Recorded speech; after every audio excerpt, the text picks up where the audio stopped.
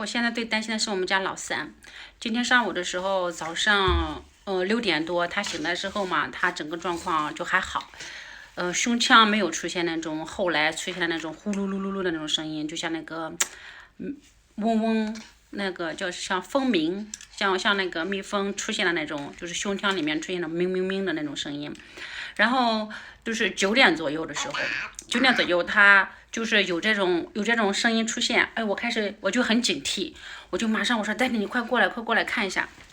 就老三哈布拉克他这个胸腔这个声音是不对的，好像就是一种支气管炎的那种声音。然后那种声音就完全的跟我家老大就是发哮喘的时候那个声音是一样的，我就很担心，我就怕会不会引起支气管炎，或者是说更严重，不要是肺炎之类的。所以我让我老公赶紧的给医院就预约时间，赶紧的带老三去检查。这次戴笠倒是他过来听了之后，他也觉得问题不小，他也觉得要马上去医院，所以打电话给医院，到孩子从家里出发，40分钟之内吧。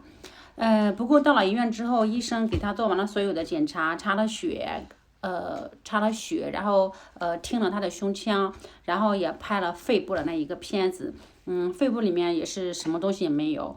然后血的话也没有炎症，也没有任何的，就是可能是支气管炎，也更不可能是肺炎的那种迹象。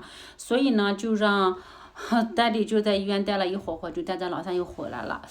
而且走的时候吧，医生都没打算给Daddy拿药，都没打算给孩子拿药，就是让他们直接回家。但是Daddy觉得不行，像孩子这种情况给那个拿一点药吧。这种情况下，他带回来了一瓶药。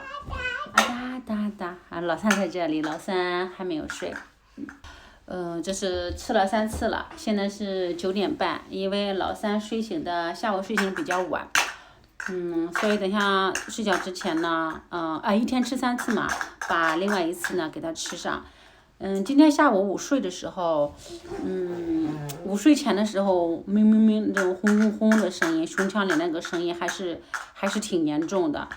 我给他哄他睡的时候，把他放在一个枕头上，让他稍微就是上身稍微高一点的。睡醒了之后，就是吃完医生开的那个药睡的嘛，睡醒之后，好多了，我听那个声音就轻了很多很多。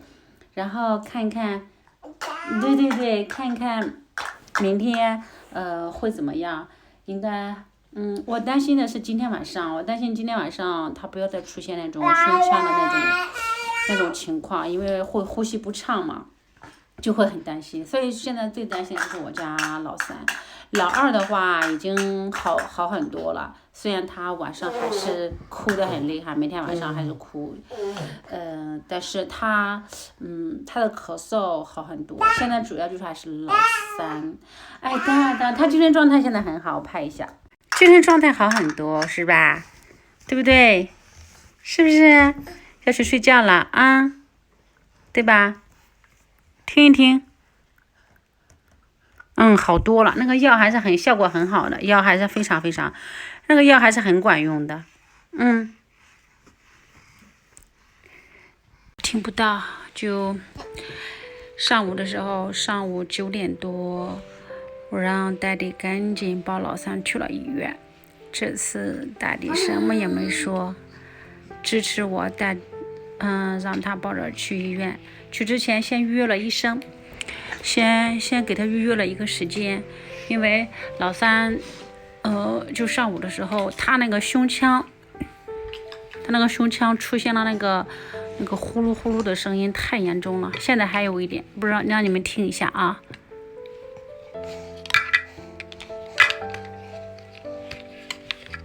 下午睡醒了之后好多了，就上午的时候，上午9点多，早上起来之后。到下午1点多之间，从医院回来之后，他那个胸腔的声音都是呼噜呼噜的，就是完全对哒，现在还好多了，睡醒觉还好一些了。我原本是很担心的，然后就这样之后，喝了点奶，午睡了一下。穿不住袜子，你们都说给他穿袜子吗？我给他袜子穿了之后，他自己会脱掉。我等一下再给他穿，他可会脱了。他躺下，把他的脚放到他那个脸跟前，然后用手一脱就脱掉了。嘿，刘俊彤，哎，看着精神头挺好的，啊。精神头挺好，但是就听他呼吸的时候，喉咙里还有呼噜呼噜呼噜的声音，那是痰。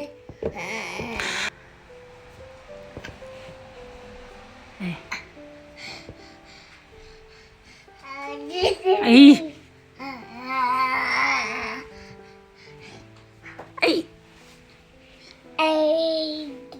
对，这地毯必须得天天吸，必须得天天吸。他们每人都趴在地上嘛。对。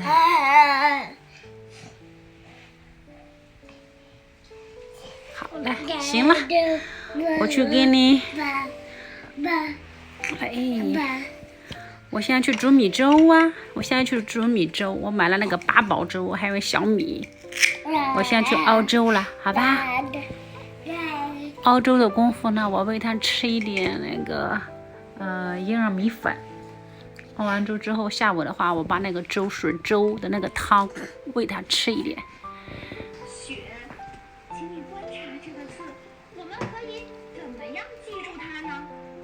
老大在上中文课。好像是个雨字，老师，我认识雷，雷字上面和雪长得一样，下面是雪。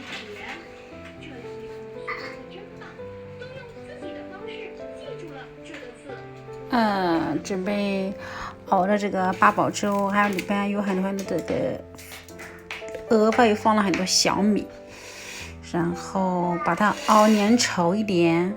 我也喝，我喝的时候加一半粥一半牛奶，然后小孩子喝的话，我就只给他喝熬出来的那个糖水，是吧？熬出来的那个黏黏稠稠的给他们吃，应该是比较好吧。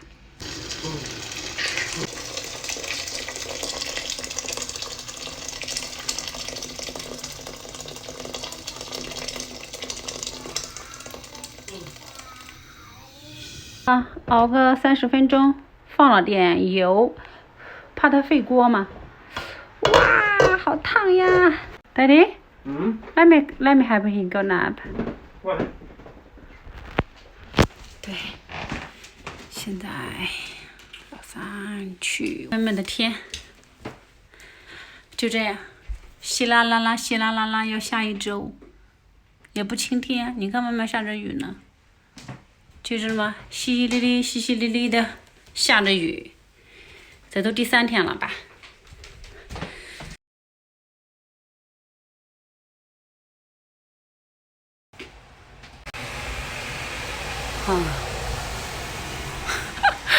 想出去也出不去，本来孩子生病嘛，不能出去，但是我想出去透口气。